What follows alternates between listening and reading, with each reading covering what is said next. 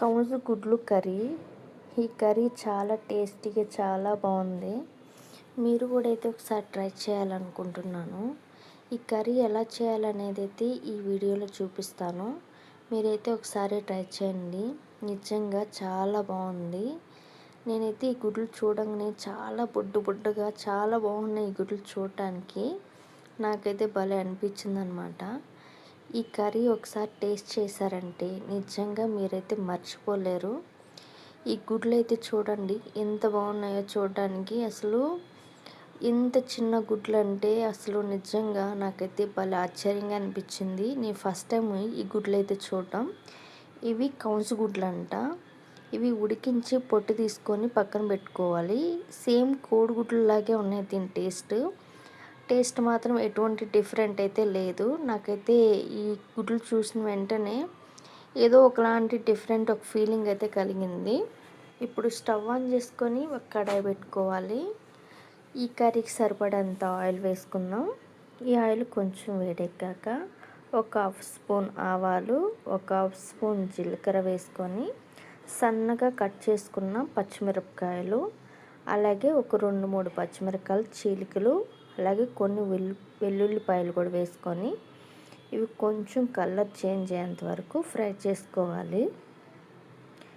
ఈ గుడ్లు చూసినప్పుడైతే నాకు భలే ఆశ్చర్యం అనిపించిందని చెప్పా కదా. నిజంగా నేను ఫస్ట్ టైం ఇలాంటి గుడ్లు అయితే చూడటము. ఇవి కొంచెం ఫ్రై అయిపోయాక కొద్దిగా కరివేపాకు కూడా వేసుకొని ఫ్రై చేసుకుందాము. ఈ కర్రీ నిజంగా నాకైతే కొంచెం చేసేటప్పుడల్లా ఎప్పుడెప్పుడు అయిపోతుందా, ఎప్పుడెప్పుడు తిందామా అన్నట్లు అనిపించింది. అంత బాగా అనిపించింది అవి చూసినప్పుడు. ఈ ఆనియన్ అయితే ఫ్రై అయిపోయింది. ఇప్పుడు ఆల్రెడీ మనం పేస్ట్ పట్టుకున్న టమాటా కూడా వేసుకున్నాము. నేను ఇక్కడ ఒక ఇద్దరికయ్యేంత ఇదిగానే చేస్తున్నాను కర్రీ. అందుకని ఒక 2 టమాటాలు చిన్నగా మిక్సీ పట్టుకున్నాను. అలాగే 1 స్పూన్ అల్లం వెల్లుల్లి పేస్ట్ వేసుకొని ఇవంతా పచ్చి వాసన పోయేంత వరకు ఫ్రై చేసుకోవాలి. ఈ గుడ్లు మీకు ఒకవేళ తెలుసుంటే ఇంకేమన్నా డిఫరెంట్గా ఏమన్నా చేయొచ్చేమో నాకైతే కామెంట్ చేయండి.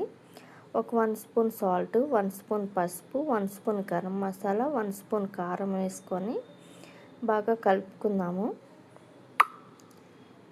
ఇలా బాగా ఫ్రై చేసుకుంటూ కలుపుకోవాలి.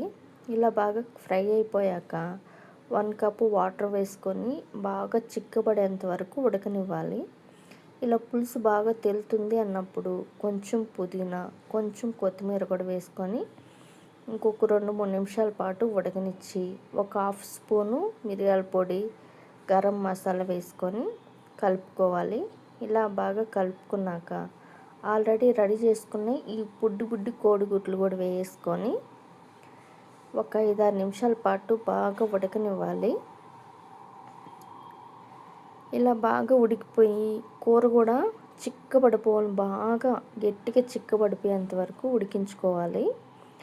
అలాగే ఉప్పు కారం కూడా చెక్ చేసుకుందాము.